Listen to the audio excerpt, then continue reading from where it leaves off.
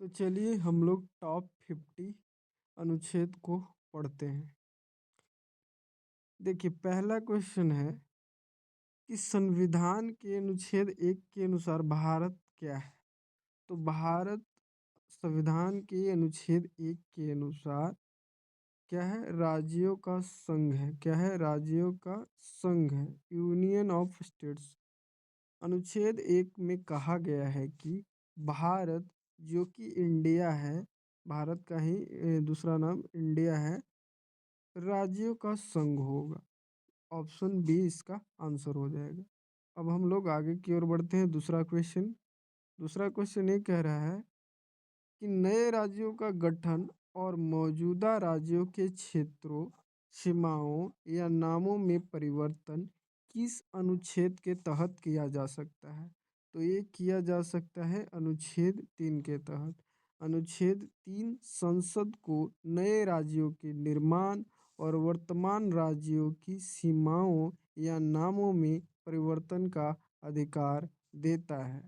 अब हम लोग आगे की ओर बढ़ते हैं। तीसरा क्वेश्चन, अनुच्छेद 2। अनुच्छेद 2 संसद को क्या शक्ति प्रदान करता है? तो ये नए राज्यों का प्रवेश या स्थापना। 3 में था कि आप नाम और क्षेत्र को परिवर्तन कर सकते हैं, लेकिन 2 में क्या है? नए राज्यों का प्रवेश या स्थापना कर सकते हैं। अनुच्छेद 2 संसद को संघ में नए राज्यों के प्रवेश या उनकी स्थापना करने की शक्ति देता है, जो पहले भारत का हिस्सा नहीं है। आगे की ओर हम लोग बढ़ते हैं। भाग 1 पढ़ लिए, भाग 1 में इम्पोर्टेंट उतना ही था। अब हम लोग भाग 2 को पढ़ते हैं। भाग 2 अनुच्छेद 5 से 11 तक है। चौथा क्वेश्चन क्या कहता है कि संविधान के प्रारंभ पर नागरिकता का प्रावधान किस अनुच्छेद में है? तो ये है अनुच्छेद 5 में। अनुच्छेद 5 संविधान के लागू होने का समय 26 जनवरी 1950 नागरिकता से संबंधित है। ऑप्शन नंबर ए इसका आंसर हो जाएगा, अनुच्छेद 5। आगे की ओर बढ़ते हैं। पांचवा क्वेश्चन कह रहा है कि संसद को नागरिकता के संबंध में कानून बनाने का अधिकार किस अनुच्छेद के तहत दिया गया है? तो ये अनुच्छेद 11 के तहत दिया गया है। अनुच्छेद 11 संसद को नागरिकता के अर्जन और समाप्ति के लिए कानून बनाने की शक्ति देता है। अब हम लोग छठे क्वेश्चन की ओर आते हैं। देखिए छठा क्वेश्चन क्या कहता है, यदि कोई व्यक्ति स्वेच्छा से किसी विदेशी राज्य की नागरिकता प्राप्त कर लेता है तो उसकी भारतीय नागरिकता समाप्त हो जाएगी। यह किस अनुच्छेद में वर्णित है? तो ये ऑप्शन नंबर बी यानी अनुच्छेद 9 में क्या है? वर्णित है। अनुच्छेद 9 के अनुसार विदेशी नागरिकता स्वेच्छा से अर्जित करने पर भारतीय नागरिकता समाप्त हो जाएगी। जब आप किसी दूसरे देश की नागरिकता प्राप्त कर लीजिएगा तो आपकी भारतीय नागरिकता समाप्त कर दी जाएगी। अब आते हैं हम लोग भाग 3 मौलिक अधिकारों में। अनुच्छेद 12 से 35 तक है। अब उसके इम्पोर्टेंट अनुच्छेद को हम लोग पढ़ते हैं। 7वां क्वेश्चन कह रहा है, राज्य शब्द की परिभाषा संविधान के किस अनुच्छेद में दी गई है? तो ये है अनुच्छेद 12 में दी गई है। अनुच्छेद 12 में भाग 3 के उद्देश्यों के लिए राज्य को परिभाषित किया गया है। आगे बढ़ते हैं। 8वां क्वेश्चन की ओर आते हैं। कौन सा अनुच्छेद विधियों को मौलिक अधिकारों के असंगत होने पर शून्य घोषित करता है, यानी न्यायिक समीक्षा करता है? तो ये है अनुच्छेद 13। कितना है? अनुच्छेद 13। यह प्रावधान करता है कि मौलिक अधिकारों का उल्लंघन करने वाली कोई भी विधि शून्य होगी। आगे बढ़ते हैं। 9वां क्वेश्चन क्या कह रहा है, विधि के समक्ष समता किस अनुच्छेद में है? तो ये है अनुच्छेद 14 में। अनुच्छेद 14 भारत के किसी राज्य क्षेत्र में किसी भी व्यक्ति को विधि के समक्ष समता से वंचित नहीं करेगा। ये था आर्टिकल 14। आगे बढ़ते हैं।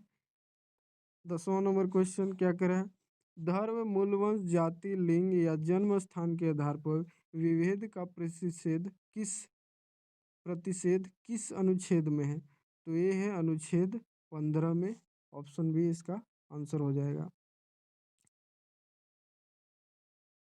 अब देखिए 11वां क्वेश्चन, लोक नियोजन के विषय में अवसर की समता किस अनुच्छेद में है? तो ये है अनुच्छेद 16 में है। किस में है?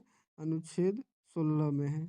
अस्पृश्यता का अंत किस में है? तो अस्पृश्यता का अंत अनुच्छेद 17 में है। आगे बढ़ते हैं। उपाधियों का अंत 18 में है, अनुच्छेद 18 में है। अनुच्छेद 19 में वर्तमान में कितनी प्रकार की स्वतंत्रता दी गई है?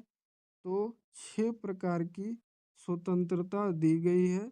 मूल संविधान में 7 थी, लेकिन संपत्ति के अधिकार को हटा दिया गया है। प्रेस की स्वतंत्रता किस अनुच्छेद में स्थित है? तो ये है 19(1)(a) में, ए सब सेक्शन में प्रेस की स्वतंत्रता अंतर्निहित है।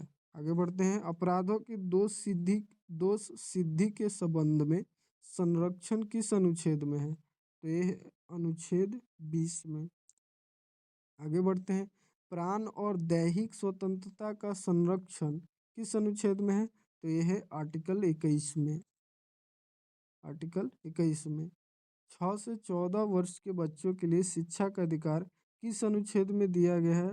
तो ये 21(a) 86वें संविधान संशोधन 2002 के द्वारा जोड़ा गया था। अब देखिए 19वां क्वेश्चन, कुछ दशाओं में गिरफ्तारी और निरोध से संरक्षण किस अनुच्छेद में मिलता है? तो ये अनुच्छेद 22 के तहत मिलता है। अनुच्छेद 22 गिरफ्तार किए गए व्यक्ति को 24 घंटे के भीतर मजिस्ट्रेट के सामने पेश करने का अधिकार देता है। आगे बढ़िए। 20वां क्वेश्चन क्या कह रहा है? मानव दुर्व्यापार और बलात्श्रम का प्रतिषेध किस अनुच्छेद में है? तो ये है अनुच्छेद 23 में। किस में है? अनुच्छेद 23 में। आगे बढ़ते हैं। कारखानों आदि में बालकों के नियोजन यानी बाल श्रम निषेध किस अनुच्छेद में है? तो यह अनुच्छेद 24 में दिया गया है। अनुच्छेद 24 के तहत 14 वर्ष से कम आयु के बच्चों को जोखिम भरे कार्यों में नहीं लगाया जा सकता है। आगे बढ़ते हैं।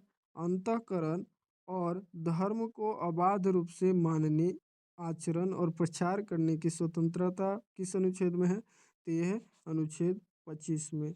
इसमें कहा गया है कि सभी व्यक्तियों को धार्मिक स्वतंत्रता प्रदान किया जाए, यानी वो कोई भी धर्म मान सकते हैं। आगे बढ़ते हैं।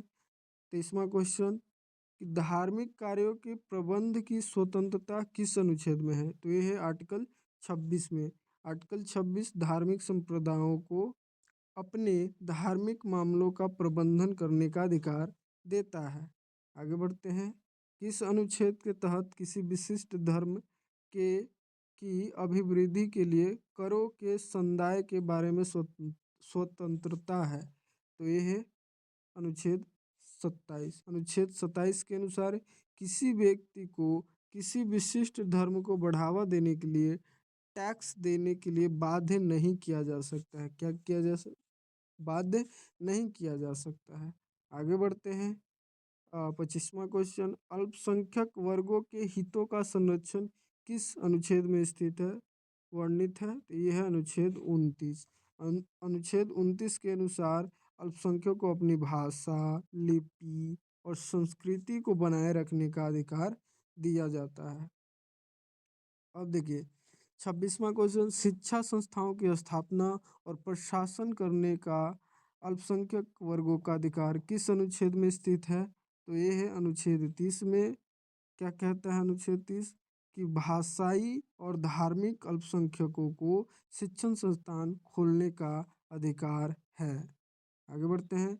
डॉक्टर भीमराव अंबेडकर ने किस अनुच्छेद को संविधान की आत्मा और हृदय कहा था? तो अनुच्छेद 32 को। संवैधानिक उपचारों का अधिकार है। नागरिकों को मौलिक अधिकारों के हनन पर आप सीधे सुप्रीम कोर्ट जाने का अधिकार है।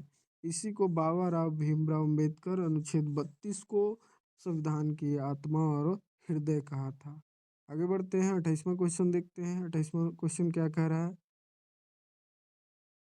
कि सुप्रीम कोर्ट को रिट जारी करने का शक्ति किस अनुच्छेद के पास है? तो अनुच्छेद 32। 5 प्रकार की रिट जारी कर सकता है सुप्रीम कोर्ट। आगे बढ़िए। अब आते हैं हम लोग 29वां क्वेश्चन पर। सशस्त्र बलों के मौलिक अधिकारों को प्रतिबंधित करने की संसद की शक्ति किस अनुच्छेद में है? तो ये है अनुच्छेद 33। अनुच्छेद 33 संसद को सशस्त्र बलों, खुफिया एजेंसियों आदि के मौलिक अधिकारों को सीमित करने का अधिकार देता है। आगे बढ़ते हैं। हालांकि ये दोनों इम्पोर्टेंट नहीं है, अनुच्छेद 33 और 34, तो इसको स्किप कर दिया जाए। आगे बढ़ते हैं। चौथा भाग 4 आते हैं। राज्य के निदेशक तत्व अनुच्छेद 36 से 51 तक है। राज्य के भाग 4 राज्य के नीति निदेशक तत्व। 31वां क्वेश्चन है कि राज्य के नीति निदेशक तत्वों की परिभाषा राज्य के संदर्भ में किस अनुच्छेद में है? तो देखिए, ये अनुच्छेद 36 में राज्य की वही परिभाषा है जो भाग 3 के अनुच्छेद 12 में था। आगे बढ़ते हैं। किस अनुच्छेद में कहा गया है कि नीति निदेशक तत्व न्यायालय द्वारा प्रवर्तनीय नहीं है? तो यह अनुच्छेद 37 में कहा गया है। अनुच्छेद 37 ये कहता है कि डीपीएसपी देश के शासन में मूलभूत हैं, लेकिन अदालतों द्वारा लागू नहीं कराए जा सकते हैं। आगे बढ़ते हैं। रोज राज्य राज्य 33वां राज्य लोक कल्याण की अभिवृद्धि के लिए सामाजिक व्यवस्था बनाएगा। यह किस अनुच्छेद में है? तो यह है अनुच्छेद 38 में। आगे बढ़ते हैं। समान न्याय और निःशुल्क विधिक सहायता किस अनुच्छेद में है? तो ये है अनुच्छेद 39A में। 42वें संविधान द्वारा जोड़ा गया था। गरीबों को मुफ्त कानूनी सहायता सुनिश्चित कराना इसमें दिया गया है। आगे बढ़ते हैं। ग्राम पंचायतों के संगठन का उल्लेख किस अनुच्छेद में है? तो यह है अनुच्छेद 40 में। इसको गांधीवादी सिद्धांत भी कहा जाता है। अब देखिए, कुछ दशाओं में काम, शिक्षा और लोक सहायता पाने का अधिकार किस अनुच्छेद में है? तो यह है अनुच्छेद 41 में। इसमें कहा गया है कि जो बुजुर्ग हैं, बीमार व्यक्ति और विकलांगों के लिए काम और सहायता सुनिश्चित करने की बात की गई है। अब आगे बढ़ते हैं हम लोग। काम की न्याय संगत और मानवोचित दशाएं तथा प्रसूति सहाय मैटरनिटी रिलीफ किस अनुच्छेद में है? तो ये है अनुच्छेद 42 में। इसमें कहा गया है महिलाओं के लिए प्रसूति अवकाश और कार्यस्थल पर मानवीय स्थितियों का प्रावधान करता है। आगे बढ़ते हैं। 38वां क्वेश्चन, कर्मकारों के लिए निर्वाह, मजदूरी आदि का प्रावधान किस अनुच्छेद में है? तो ये है अनुच्छेद 43।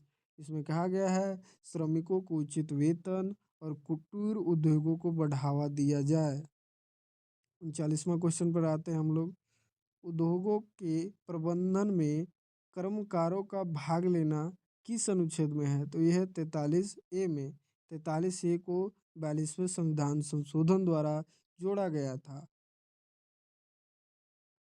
अब आते हैं 40वां क्वेश्चन पर। क्या कहा गया है? सहकारी समितियों को बढ़ावा देना किस अनुच्छेद में है? तो यह है 43B में। यह 97वां संशोधन 2011 द्वारा जोड़ा गया था। आगे बढ़ते हैं। नागरिकों के लिए एक समान नागरिक संहिता किस अनुच्छेद में है? यूनिफॉर्म सिविल कोड, यह है अनुच्छेद 44। यह सभी धर्मों के लिए एक समान सिविल कानून लागू करने की बात करता है। आगे आते हैं 42वां क्वेश्चन पर। 6 वर्ष से कम आयु के बच्चों के लिए प्रारंभिक बाल्यावस्था, देखरेख और शिक्षा का प्रावधान किस अनुच्छेद में है? तो यह है अनुच्छेद 45 में। इसमें 86वें संशोधन के बाद अनुच्छेद 45 अब 0 से 6 वर्षों के बच्चों की देखभाल से संबंधित है। शिक्षा का देखभाल से संबंधित है। आगे बढ़ते हैं। अनुसूचित जातियों, अनुसूचित जनजातियों और अन्य दुर्बल वर्गों की शिक्षा और अर्थ संबंधी हितों की अभिवृद्धि किस अनुच्छेद में है? तो ये है अनुच्छेद 46। SC/ST को कमजोर वर्गों को शोषण से बचाने और उनके हितों को बढ़ावा देने का निर्देश करता है। आगे बढ़िए। पोषाहार स्तर और जीवन स्तर को ऊंचा करना तथा लोक स्वास्थ्य का सुधार करने का राज्य का कर्तव्य किस अनुच्छेद में है? तो यह है अनुच्छेद 47। इसमें कहा गया है नशीले पदार्थों पर रोक और स्वास्थ्य सुधार से संबंधित है। अब आते हैं 45वां क्वेश्चन। कृषि और पशुपालन का संगठन किस अनुच्छेद में है? तो ये है organization of agriculture and animal husbandry अनुच्छेद 48A में है। इसमें कहा गया है कि आधुनिक कृषि और दुधारू पशुओं के संरक्षण की बात करता है। पर्यावरण का संरक्षण तथा संवर्धन और वन तथा वन्य जीवों की रक्षा किस अनुच्छेद में है? तो अनुच्छेद 48A में है। 42वां संशोधन पर्यावरण से, इसमें 42वां संशोधन करके इसको जोड़ा गया था, पर्यावरण संरक्षण से संबंधित है। राष्ट्रीय महत्व के संस्मारकों, स्थानों और वस्तुओं का संरक्षण किस अनुच्छेद में है? तो ये अनुच्छेद 49 में है। अनुच्छेद 49 ऐतिहासिक इमारतों और धरोहरों की रक्षा करने का निर्देश देता है। 48वां क्वेश्चन। कार्यपालिका से न्यायपालिका का पृथक्करण किस अनुच्छेद में है? तो ये है अनुच्छेद 50 में। कौन में है? अनुच्छेद 50 में। यह सुनिश्चित करता है कि न्यायपालिका स्वतंत्र रूप से कार्य करे और कार्यपालिका उसमें हस्तक्षेप न करे। 49वां क्वेश्चन कह रहा है कि अंतर्राष्ट्रीय शांति और सुरक्षा की अभिवृद्धि किस अनुच्छेद में वर्णित है? तो ये है अनुच्छेद 51 में। इसमें कहा गया है कि भारत की विदेश नीति का आधार है जो विश्व शांति को बढ़ावा देता है। और लास्ट क्वेश्चन क्या कहता है? निम्न में से कौन सा अनुच्छेद गांधीवादी सिद्धांतों पर आधारित नहीं है? तो देखिए कौन नहीं है। तो इसमें यूनिफॉर्म सिविल कोड नहीं है, बाकी सब गांधीवादी सिद्धांत है। देखिए कौन कौन है। पंचायत वाला है, नशाबंदी वाला, 48 वाला, ये सबको गांधीवादी सिद्धांत माना गया है।